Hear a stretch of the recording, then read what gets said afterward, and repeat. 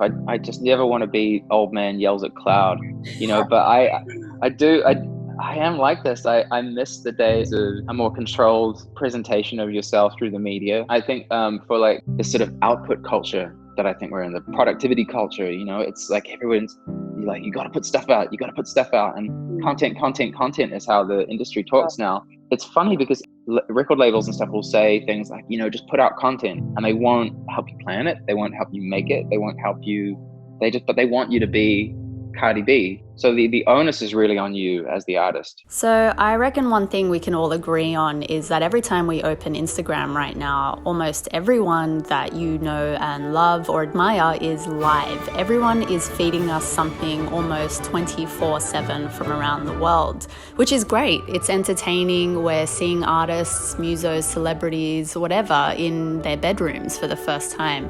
But what about the pressure that it puts on some people who really aren't so people-facing or naturally just a bit more introverted? The Naked and Famous are a band from New Zealand, although they spend a majority of their time in Los Angeles, until recently. I'm in Sydney right now, and one thing we're looking at New Zealand, as always, in admiration for the leadership that's happening there. It's nuts because I live in the USA now. I've been living there for 10 years. I don't, it sounds trite saying I'm American, but that's where I'm heading with my life, is to become an American. But I'm obviously a New Zealander as well. And I'm making this choice to live in this place that is like fucking Armageddon right now, with an imbecile just frightening people. In my opinion, it's difficult to imagine that there's a person in the world who isn't revolted by the sound of Donald Trump beginning a sentence. It's terrible. It's like this conflicting feeling, because we're sitting here and we have the most robust and sanguine, level-headed person just trying their best. Is there anything that you've seen on your end of the world or in the music industry, or maybe that you want to be doing to keep your fans entertained right now or engaged with you guys at the moment? I'll be honest, I'm feeling extremely anxious about it and overwhelmed. Right. I think I'm old-fashioned, and I just went straight to, great, this is the perfect time to be creative. I'm going into my seclusion hub, and I'm just going to do that. And now there's this pressure, pressure to put music out instantly or connect with fans and try and do things, and I'm not good at that, because I don't know why. I don't find it easy. I don't find it comfortable. I'm nothing about me. I think, I want to show everyone myself. Right. I'd rather show them a song and be like, that's the version of me that I'd like you to hear. And I spent 3 years making it, and it's like, I'm really proud of it. And all the crap has been edited out. It's quite consuming. I think a lot of fans, best intentions, but they don't realize that pressure that they might be putting on the people they really admire the most. To always be available, to always be mentally and emotionally, visually available, pandemic or not. Yeah. I agree with you, and I feel I'm just battling with it all the time. The onus for the content is all on the artist. No one can make it for you, and if you're like me and you really struggle with social media, it's just going to be evident. It's going to be apparent. You're always going to be behind the person who has no trouble just doing an Instagram live TV every day.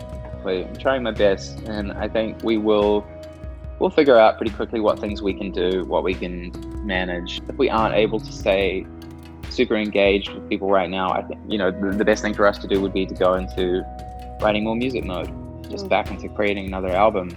Being an art first group has made us less successful than we could have been. I don't know if we had been more in the forefront of our career, whether we would have enjoyed it. I think it would have gone crazier. It would have driven me further away from it.